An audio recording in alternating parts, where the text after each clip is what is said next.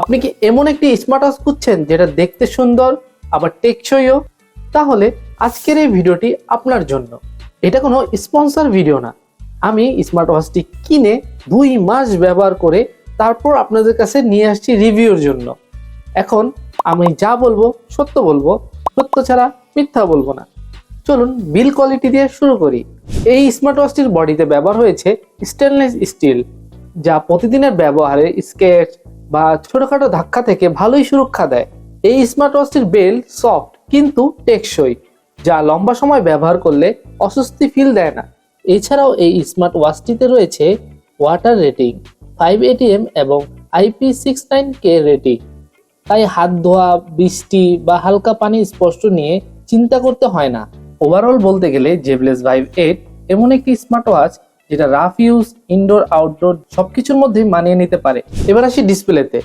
Zeblaze vibe 8 এই smart ওয়াচটিতে ব্যবহার হয়েছে অ্যামোলেড ডিসপ্লে, যার রেজুলেশন 666x666 পিক্সেল এবং 1000 নিট ব্রাইটনেস, যা ইনডোরে ঠিকঠাক থাকলেও আউটডোরে একটু ব্যবহার করতে কষ্ট হয়ে যায়। মানে সানলাইট যখন ডাইরেক্ট পড়ে বোঝা যায় না ঠিক মতন। এবার আসি ব্যাটারিতে। জেবলেস ভাইভ 8 এই স্মার্ট ওয়াচটিতে ব্যবহার হয়েছে 500 mAh এর ব্যাটারি, যা চার্জ হতে 1.5 থেকে 2 ঘন্টা সময় লাগে। ব্যাটারি নিয়ে আমার কোনো কথাই হবে না, কারণ এক কথায় অস্থির, যা থেকে আমরা চোখ বন্ধ করে 7 দিন ব্যবহার করতে পারি, এর বেশিও পাবেন। স্মার্ট ওয়াচটিতে ব্লুটুথ ভার্সন 5.3 ব্যবহার করা হয়েছে। 5.4 হলে বেস্ট ডিল হতো।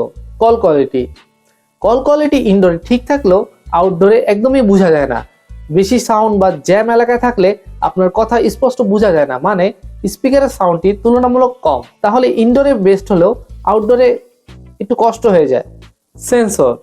এই স্মার্ট ওয়াচটিতে অনেকগুলো সেন্সর ব্যবহার করা হয়েছে, যা ব্লাড সুগার, অক্সিজেন এগুলোর জন্য ইউজ করা হয়, কিন্তু এগুলোর রেটিং একদম অ্যাকুরেট না।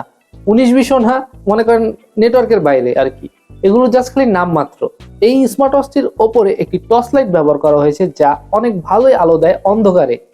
এই স্মার্ট ওয়াচটির বাম সাইডে আছে একটি মাইক্রোফোন আর একটি স্পিকার, আর ডান সাইডে আছে 2টি বাটন। একটি বাটন দিয়ে হচ্ছে মেনুর জন্য, মেনুতে যাওয়া আসার জন্য। আরেকটি বাটন আছে যেটাতে আমরা কাস্টমাইজ মেনু সেট করতে পারি। এই বাটনটার মাধ্যমে আমরা টিপ দিলে টর্চ লাইট জ্বলবে, ওয়ার্কআউট মোড চলে আসবে। এটার জন্য হচ্ছে আপনাদের নিচের বাটনটি দেওয়া, আপনারা কাস্টমাইজ করে নিতে পারেন এই বাটনটি। আর স্মার্ট ওয়াচটিতে 100+ ওয়ার্কআউট মোড আছে।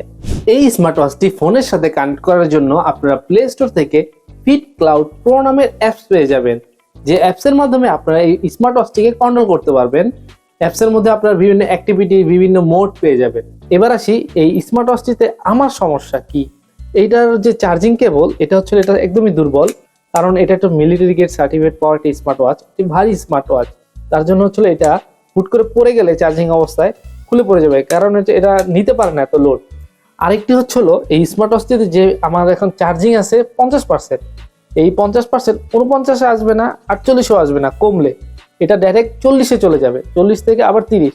মানে হচ্ছিল 10 করে কমে, নাহলে 10 করে বাড়ে। আমি বুঝতে পারি না আমার চার্জিং কতটা আছে। এটা আমার কাছে একটি সমস্যা মনে হয়। আরেকটি সমস্যা আছে, যেটা হলো বড় সমস্যা, সেটা হচ্ছে আমি সাইকেলিং করি। সাইকেলিং এর সময় আমি হুট করে জ্যামের মধ্যে আমি দেখতে চাই ঘড়িতে কয়টা বাজে। যখন আমি এরকম থেকে এরকম উঠাই, হুট করে জ্বলে না। এরকম থেকে এরকম জ্বলে, হুট করে জ্বলে না। আমার অনেকক্ষণ একটু ওয়েট করতে হয় যে কয়টা বাজে, যে হুট করে দেখলাম চলে গেলাম, এরকম হয় না। এটা আমার একটু থাকতে হয় 1 সেকেন্ডের মতন, দেন হচ্ছে জ্বলে।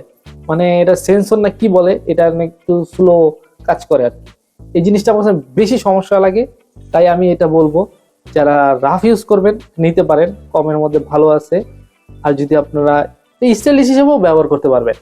2 সপ্তাহ হয়েছে যে চার্জ দিছি, এখনো চার্জ 50% আছে। বুঝতে পারছেন যে কেমন একটা চার্জ ব্যাকআপ দেয়। চার্জ ব্যাকআপ নিয়ে আপনারা কোনো টেনশন করবেন না।